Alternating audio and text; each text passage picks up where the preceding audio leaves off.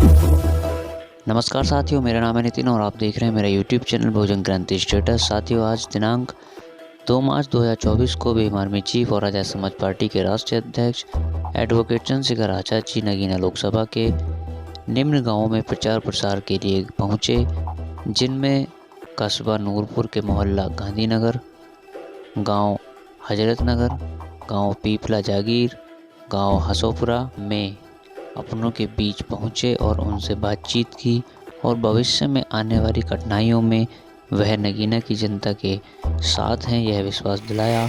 और उन्होंने क्या कहा है आइए आपको सुनाते हैं। इस वीडियो को लाइक और आगे शेयर जरूर कर दें। धन्यवाद। के नेतृत्व में, काशीराम साहब के नेतृत्व में, महामना राम सुख वर्मा, बाबू जगदेव प्रसाद कुशवाहा, जननायक कपूरी ठाकुर के नेतृत्व में, हमने ऐसा समय भी देखा सर छोटू राम के नेतृत्व में, मान्यवर दीना मान्य वाल्मीकि, मान्यवर काशीराम साहब के रूप में। और आज हम ये भी समय देख रहे हैं कि आज हमारी आवाज उठाने वाला कोई बचा ही नहीं। जहां बजट आता था हमारी हिस्सेदारी की बात होती थी, क्योंकि बजट किसी की जेब के पैसे, एक व्यक्ति की जेब के पैसे से नहीं आता, सरकार से नहीं आता। बजट हमारे टैक्स के पैसे से आता, जब हम सरकार को देते हैं, आप और मैं सब लोग। उसका जो बजट बनता है वो पैसा हमारे ऊपर खर्च होना चाहिए हमारी तरक्की के लिए, लेकिन उस बजट से हमसे कोई सवाल ही नहीं पूछता, ना हमारा नेता पूछता, ना वो हमें देना चाहते, उनकी नीयत ही नहीं हमें देने की। तो आज आप महसूस करो, आपके उसमें शराब के ठेके तो खुलते हैं, लेकिन अच्छे स्कूल क्यों नहीं खुलते, अच्छे कॉलेज क्यों नहीं खुलते। मैं तो चिंतित हूं। चांद भाई यहां बैठे हैं, मैंने ताज्जुब माना कि बिजनौर इतनी मजबूत धरती रही है, लेकिन आज तक यहाँ एक बड़ा हॉस्पिटल नहीं बन पाया। ये बड़े ताज्जुब की बात है। यहाँ के किसी नेता को नहीं लगा कि यहाँ एम्स जैसा एक हॉस्पिटल होना चाहिए। बिजनौर के लोगों की भी जिंदगी की वैल्यू है। पहले बीच में गंगा थी, गंगा में एक वो पुल था, उसके बाद कई कई जगह से लोगों को रास्ते भी नहीं मिलते होंगे। कितने लोगों की जान गए, कितने लोग बर्बाद हुए, कितने लोगों ने अपने खोए होंगे, लेकिन यहाँ के नेताओं को लगा ही नहीं। जिस तरह की अवसर, देखो राजनीतिक शक्ति, political power is the master की राजनीतिक शक्ति, वो चाबी जो आपकी सारी समस्या को हल कर देगी। और साहब कहते थे, जिनके पास दल नहीं होता उनके पास बल नहीं होता, जिनके पास बल नहीं होता उनकी समस्याओं का हल नहीं होता। आपकी जितनी समस्याएं लिफाफे में लिख के मुझे दे दो और फिर मेरे इस आंदोलन में हमारा साथ देना शुरू करो। आपको 75 साल हो गए आजाद हुए। 10 साल में अगर आपके यहाँ गरीबी जैसी कोई चीज रह जाए तो मैं काम करना छोड़ दूंगा, इस बात की गारंटी लेता हूँ आप लोगों। गरीबी, बेरोजगारी, बेबसी, लाचारी, ये मकान बनाने में हमारी पीढ़ियां खपती हैं, पीढ़ियां, तब जाके मकान बने जिनमें प्लस्तर नहीं है। मैं तो गरीब परिवार से देखता हूं। अभी मैं मिलक गया था, जहां वो बच्चे को गोली मार दी बाबा साहब के बोर्ड के नाम पे। प्रधानमंत्री जी बाबा साहब की जय जयकार करते हैं, हर जगह बाबा साहब की बात करते हैं। कोई भी कानून लाते हैं बाबा साहब का कोर्ट सबसे पहले जोड़ते हैं, क्योंकि उनको पता है कि अम्बेडकरवादी विरोध न करें। लेकिन एक बोर्ड के ऊपर 1.5 बीघा जमीन के ऊपर पुलिस ने सीधी गोली चला दी और एक बच्चा सोमेश, ये पूरा सर फाड़ के निकल गई गोली, और 2 बच्चों को और गोली लगी, एक के पैर में, दोनों पैर में गोली लगी हुई।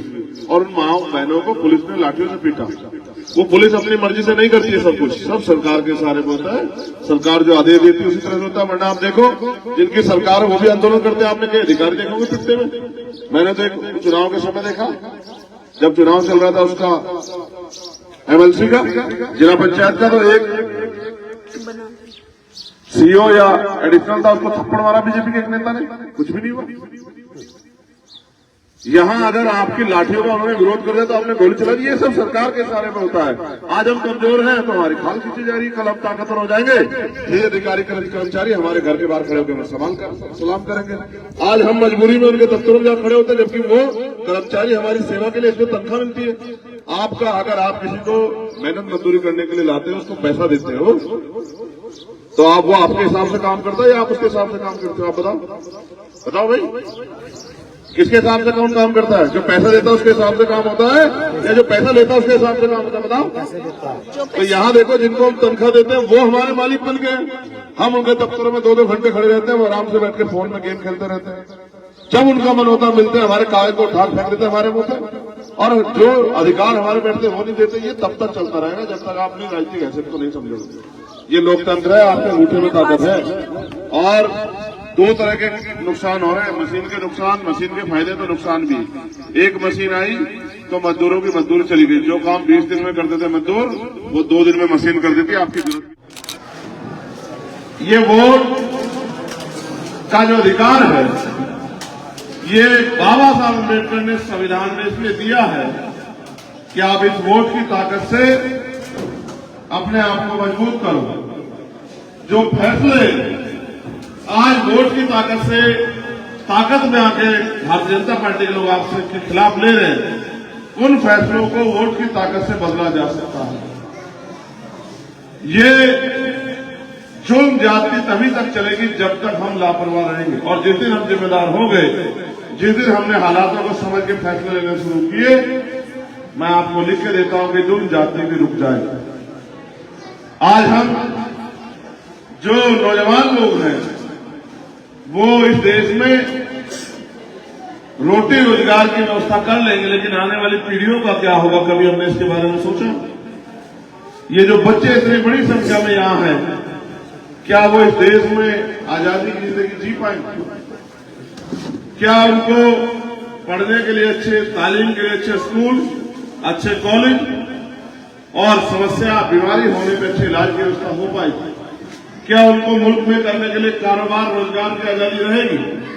क्या इस देश में सरकारी सिस्टम नौकरियां रहेगी? तो जब हम इस बात को समझने का प्रयास करेंगे तो हमें ऐसा एहसास होगा कि शायद 10 साल बाद इस देश में सरकारी सिस्टम ही ना बचे, और जब सरकारी सिस्टम नहीं बचेगा तो जो गरीब लोग हैं वो कहां जाएंगे, उनके लिए क्या व्यवस्था होगी? कभी हमने इस बारे में सोचा? मैं तो बहुत जिम्मेदारी से जुल्म के खिलाफ, नाइंसाफ के खिलाफ लड़ता रहता हूं, और ये कोशिश करता हूं कि लोगों को जगाता हूं, क्योंकि कोई अकेला आदमी इस लड़ाई को कामयाब नहीं कर सकता।